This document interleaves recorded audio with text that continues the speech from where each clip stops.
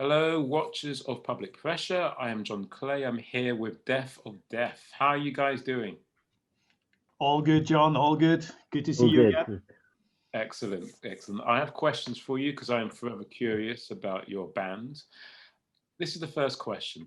Is there any particular social concern that you believe bands cannot afford to ignore or sidestep going forward in this time? I think it remains to be seen. I think that there's new boundaries to be drawn, and there'll be a new world to create after this, really. And it's kind of in the hands of the artists now to set that path forward, I suppose, and to sort of show the way out of this hellhole that we've been in, and to say, let you know, we've all had a bit of time to ourselves now. What are we going to do next? And and hopefully we'll see some ideas that have been locked away in people's heads for the last however long, and give us a chance to sort of start a new era. I hope.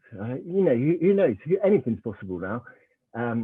We've got a bit of time to sort of think and brew stuff up in our minds, and we'll see what comes out of it. Sure. Yeah, I think in terms of like the social stuff and everything, it depends where you are as a band. Some bands are uh, um, openly political, openly socially engaged, and all this kind of stuff. Other artists create abstract art and maybe just coming from the inside, which of course is receptive from what's happening on the outside as well. But I think we definitely have to, there's like massive concerns with the environment and everything else, and these are the big topics which are going to be carried forward for years to come. And I think it's not a matter of whether artists can ignore those facts. It's just any human being, any kind of citizen has to ponder on these questions and what it is we want to do. It's been a strange period now with pollution going away because we're locked in, and we crucified our economies to protect us from COVID, but at the same time we also cleared our skies. How are we going to be able to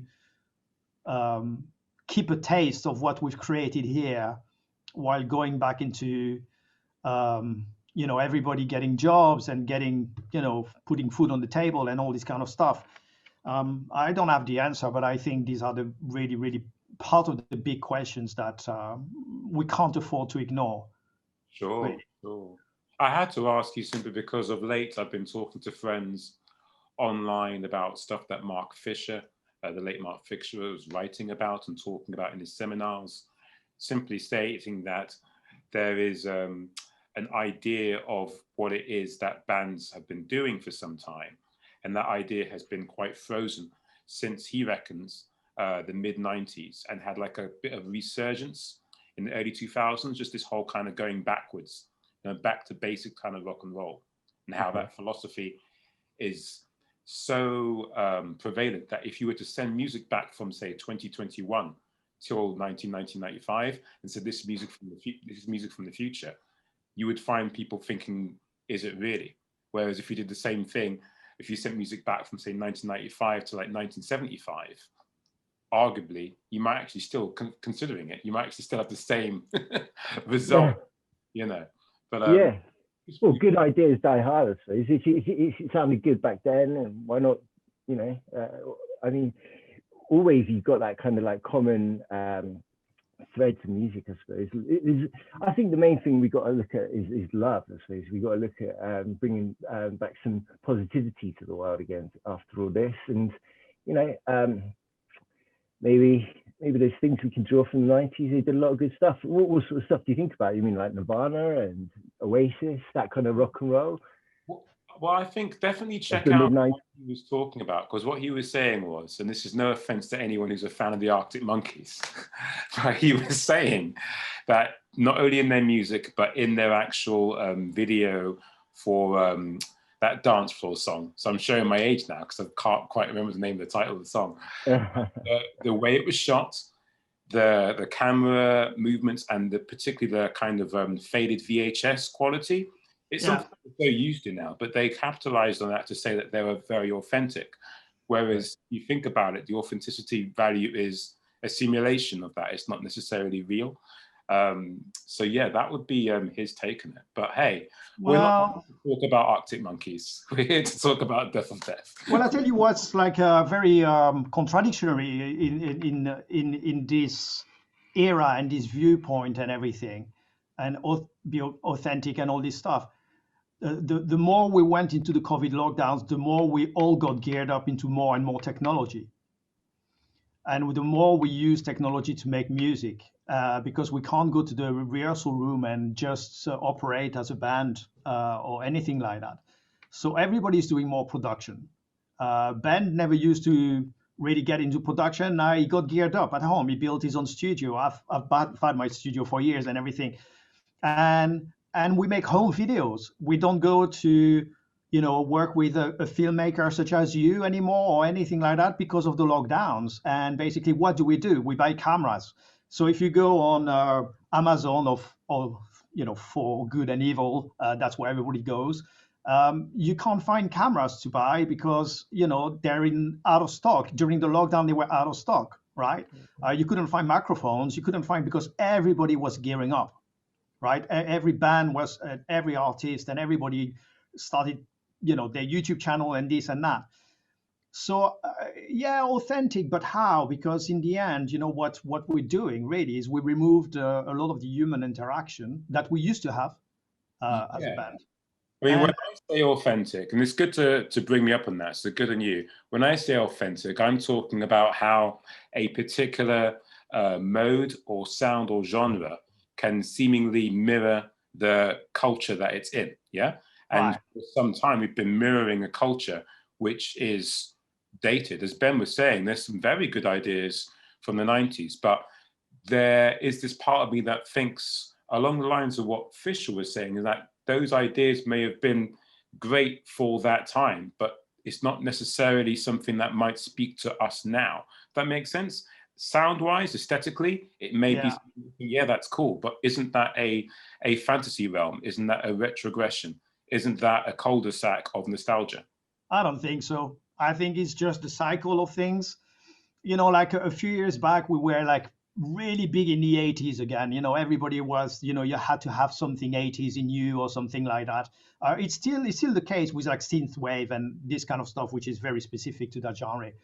But okay, the 80s, people are getting a bit bored of it. Now they want a bit of the 90s in it, and then it's just the way things roll. I don't really see I it totally like think that. it's all about the 20s. It's just going to be about the 2020s music. And yeah, it's going to have a little bit of this and a little bit of that mixed in, some 80s, 90s, whatever. It's all goes into the melting pot. But out comes the 2020 stuff, whatever you want to call it. New music is on the horizon. There's going to be a lot of bands that, after this lockdown, come together again and start playing. And hopefully, anyway, when all the nightclubs open again, like they just promised us just a couple of hours ago, everything's going to come alive again. And you don't need to say, oh, this is the 80s, 90s, whatever. That's bollocks. It's just music. And if anything, is by definition, it is 2020s music. So yeah, if you've got heroes from the 80s, 90s, that's all good. There's some great music from the centuries, let alone the decades. So whatever inspires the next batch of good tunes is all good for me. This is intriguing because you guys know me. I'm still quite torn on the subject because we could keep on going down this route, even though I have to talk about Death of Death. But I'll leave it with you. The idea of there being cycles that you've both said, think about when that started off. Have we always had cycles? Wow, yeah. I mean, it's the Ouroboros, right? I don't know. The eating its tail.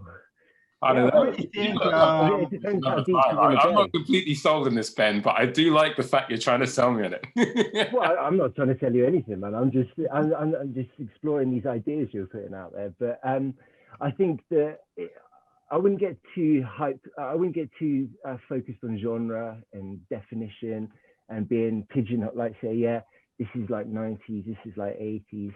Whatever, just play some music, and if it sounds good, we'll enjoy it, and if it doesn't, we'll move on to the next track. Okay. Yeah, but I get your point, John, because I agree with Ben. It's 2020 and everybody do whatever they want, and there's so much variation, there's so much music out there that you can find everything. But I do think in in the gatekeepers world, there is a lot of that, right? Yeah. And I think that's where those things are happening a lot.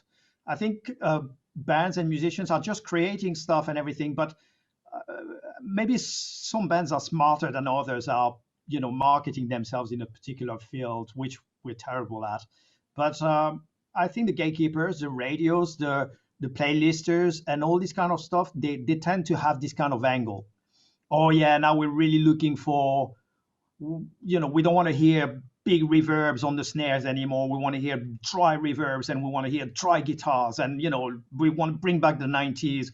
Enough of that, and then it changes again and all this kind of stuff. So I think at some level, in people who decides what gets fed in a wider scale, there definitely is something like that going on, and I think it's been going on since these people are in place. Sure. A lot to be continued on that subject another time, but first I must ask you, Death of Death, where did it come to life? No pun intended. No, it came to life completely out of the lockdown. Ben and I used to be in another band before, which you've seen many times, and we've recorded with you and everything. And we sort of lost our drummer before the lockdown. He left the band.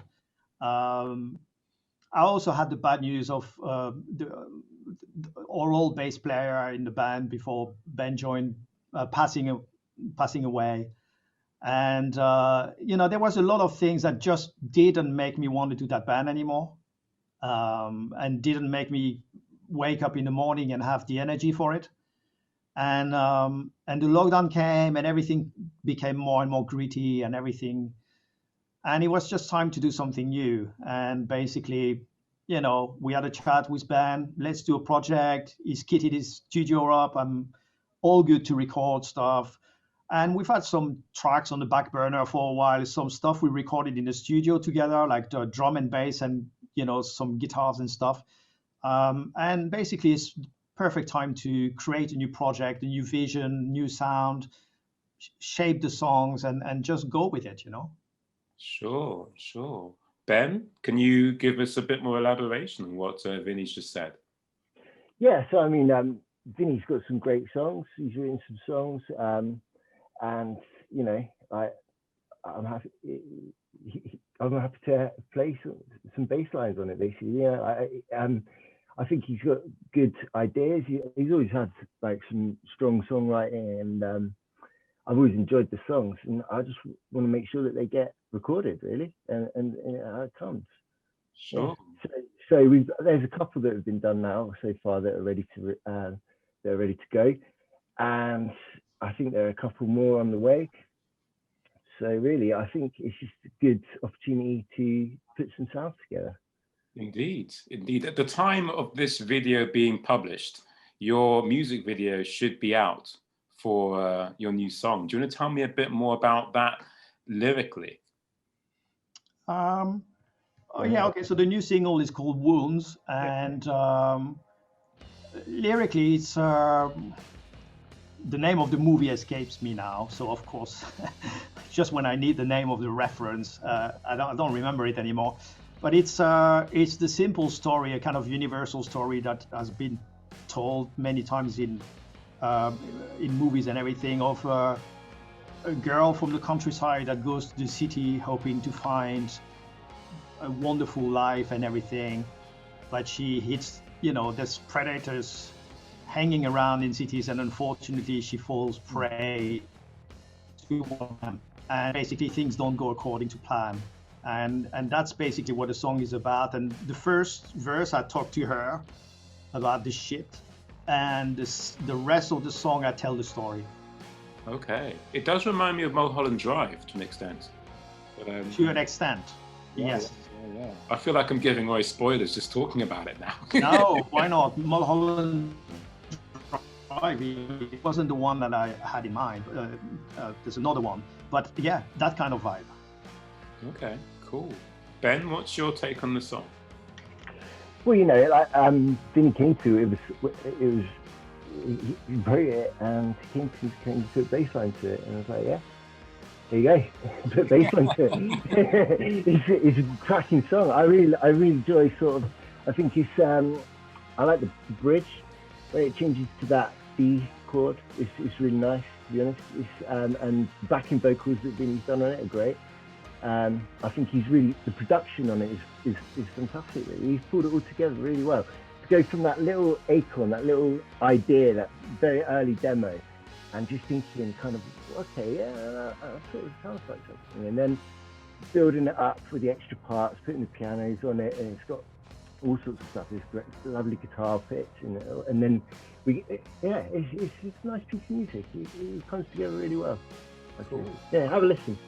It's more of a beautiful song, I'd say, rather than an absolute dance floor stomper or anything like that. It's not. Yeah, Vinny's obviously got this song, this concept behind the song, and I think it kind of works as what it is. It's not like a genre-defining piece of music in the sense of like capturing. It's a story about this girl, apparently. It's the story that Vinny tells, and just took to music. It's quite a big rocker song. Cool. 3 more questions before we wrap up. One, this seems to be more a synth-led project than your last one. Was that a conscious decision, or did that happen just naturally in the production? Yeah, that goes back to the first or second question you asked us about cycles. It's like I used to do some electronic stuff, and I really wanted to do some rock stuff, and now I'm back at wanting to mix it up again. It's just and there's it's so available. It's so that you just set, yeah. You've got your synth there, you've got it all set up, and you can make thousands of amazing sounds. And just like, what about just this one? Yeah, that sounds good here. And it's just so much opportunity with the synth to mess around and to try interesting textures and timbres. It's really, yeah. So, and obviously when you're playing live as a 3-piece, you can't do synth at all. So yeah, so that really is the thing. I mean, before we were a 3-piece, and we wanted to be quite faithful to the blues in many ways. Even though we weren't a blues band by any stretch of the imagination, but the spirit of it, the grittiness, and the how we were operating as a band, and everything that was getting recorded with real instruments. So even if we were putting some keys, they would have to be Hammond, or they would have to be Fender Rhodes, or something like that.